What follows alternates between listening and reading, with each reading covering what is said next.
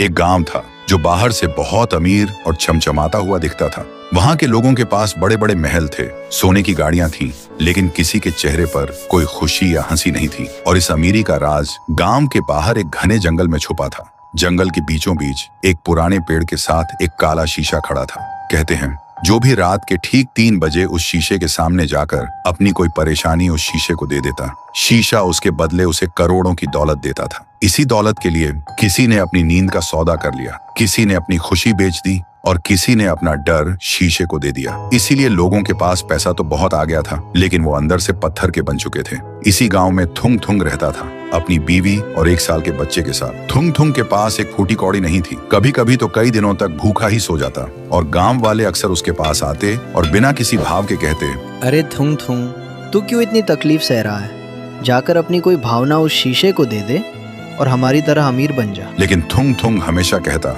मेरी इंसानियत और मेरे जज्बात किसी दौलत से ज्यादा कीमती है। पर कहते हैं ना, गरीबी इंसान को कुछ भी करने पर मजबूर कर देती है। एक दिन थुंग थुंग जब काम से घर लौटा तो उसने देखा उसकी बीवी भूख से हार कर मिट्टी खा रही थी। ये देखते ही थुंग थुंग टूट गया और खुद से ही पूछने लगा, क्या फायदा ऐसी इंसानियत का जब अपना ही परिवार भूखा मर रहा हो। और वो रात के अंधेरे में उस काले शीशे के पास पहुंच ही गया। शीशे के अंदर से एक खौफनाक लाल रोशनी जगमगा रही थी। तभी एक डरावनी आवाज गूंजी, आओ मुझे अपनी कोई सबसे प्यारी भावना दो और बदले में दुनिया की सारी दौलत ले जाओ। थुंग थुंग ने रोते हुए कहा, मेरे पास कुछ नहीं है, बस ये मेरी गरीबी का दर्द और मेरे आंसू है।